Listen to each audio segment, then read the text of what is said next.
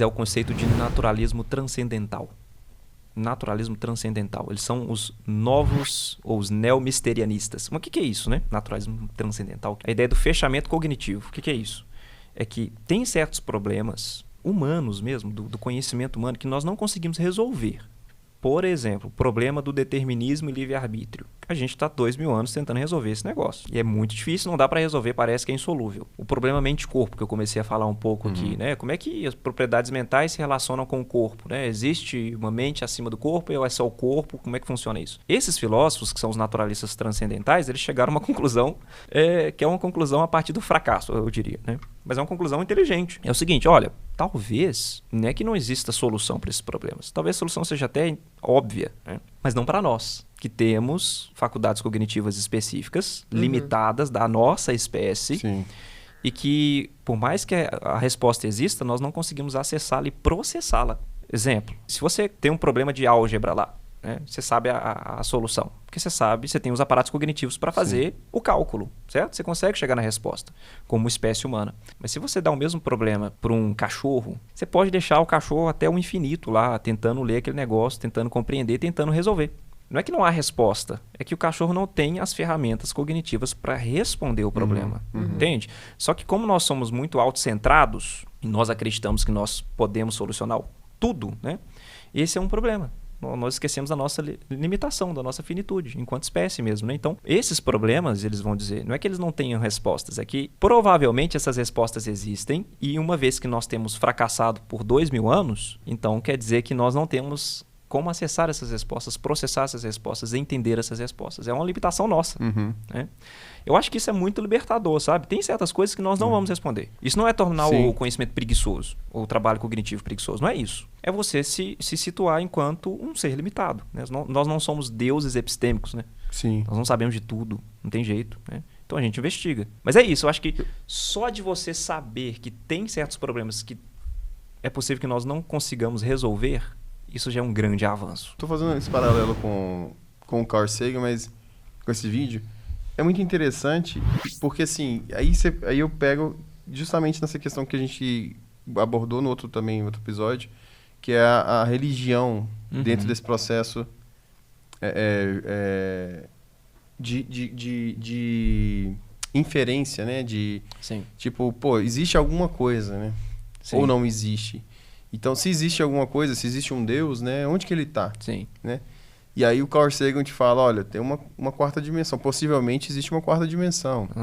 Só que a gente nunca vai conseguir perceber. Aí tem uma Bíblia que fala, olha, creia em mim. Eu estou aqui, mas você não consegue enxergar. E aí? Olha, eu vou responder isso e eu vou voltar, porque tem conexão com o que eu comecei a falar da filosofia da mente e do IA também, né? Mas olha para você ver. A gente já tem aqui alguns recursos para tentar responder essa questão. Sim. Do mero fato de eu não perceber claramente com os meus 5 sentidos Deus, não significa que ele não exista. Da mesma maneira que o indivíduo lá da ilha não consegue perceber cores, não quer dizer que não existem cores no mundo. Quer dizer que ele é limitado e não consegue perceber essas propriedades nas coisas. Então, só isso aí já é uma resposta interessante para a gente começar a pensar, né? A ausência de evidência não é evidência de ausência. Isso é muito importante, né? Não tem evidência nenhuma de que Deus existe. Vamos conceder isso. Vamos conceder. Né? Eu não concedo não, mas vamos conceder. Disse se é que Deus não exista? Não. Se é que você não tem evidências para isso. Sim. Mas não quer dizer que ele não exista. Quer dizer que você não tem evidências. É diferente. Então veja, onde que entra Deus nesse processo todo? Se a gente voltar para o que eu estava falando, né? O que é a vida mental, o que é acreditar, o que é você ter mente, né? Sentir e tal, sentimentos e tudo mais, né? E como nós interpretamos o mundo de maneira bastante limitada conforme a nossa espécie Homo sapiens. Eu não sei como é que um gato enxerga o mundo, eu não faço ideia como é que um morcego se move por ecolocalização, eu não faço ideia o que é isso. Sim. Eles se movem assim, não sei como é que é. Tá? Então eles enquadram o mundo de uma maneira totalmente diferente de mim. E aí o ponto é, o que é o mundo então? Do ponto de vista objetivo. Porque eu sei o que é o mundo para a espécie humana. Nós compartilhamos a mesma estrutura e filtramos a nossa experiência de mundo de maneira espaço-temporal, com cores, paleta de cores limitadas no nosso espectro que a gente consegue enxergar, de maneira tridimensional e tal, aquela coisa toda. Sim.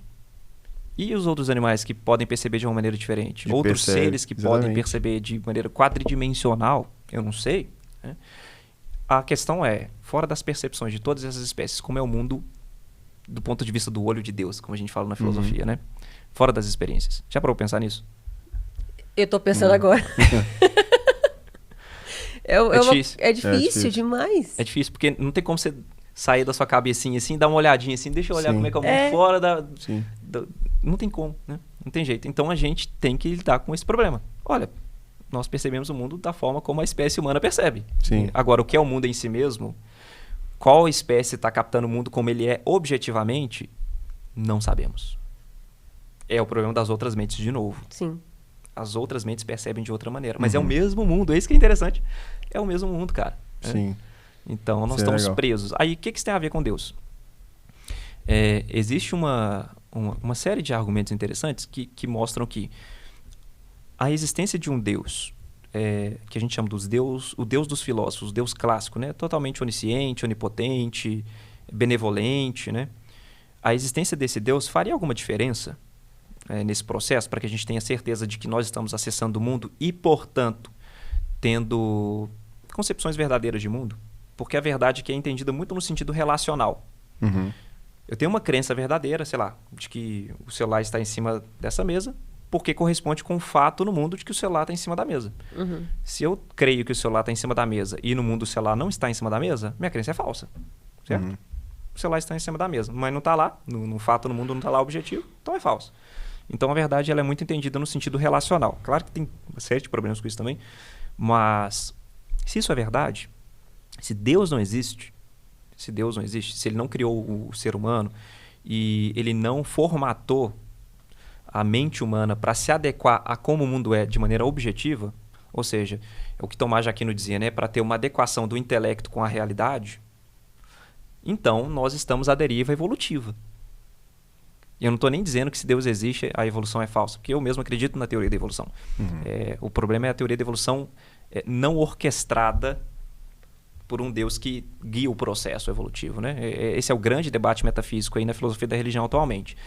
Mas, se esse Deus não existe, existe então um processo evolutivo que forjou a sua mente, certo? Nosso cérebro aqui, ele está aí na sua cabeça agora, você está utilizando ele agora. Ele não foi formatado nos últimos 12 mil anos, tá? Você tem um cérebro do período do Pleistoceno na sua cabeça. Do quê? Do Pleistoceno. É o período de 12 mil anos atrás, 30 mil anos atrás. Não teve últimas atualizações desde lá. É o iPhone 1 na história humana, tá? E a gente está utilizando esse cérebro. Ele foi forjado num ambiente evolutivo. E a grande questão é, se ele foi forjado num ambiente evolutivo, como qualquer outro tipo de aparato cognitivo das outras espécies, como confiar então no nosso cérebro para acessar a realidade, né? Como? Como é que eu sei que é o meu cérebro que está acessando a realidade? Só tem uma opção aqui. Só se você acreditar que o processo evolutivo ele calibrou não só para você ter um cérebro eficiente para você sobreviver, mas também para você captar a verdade do mundo. E isso é difícil de defender. Porque a evolução está preocupada com sobrevivência, eficiência. O seu cérebro, como tem um autor na filosofia, que é o Kim Sterelny, ele fala que nós temos uma gambiarra cognitiva na nossa cabeça. Sim. É o que deu para ter no processo evolutivo, é o que sobreviveu.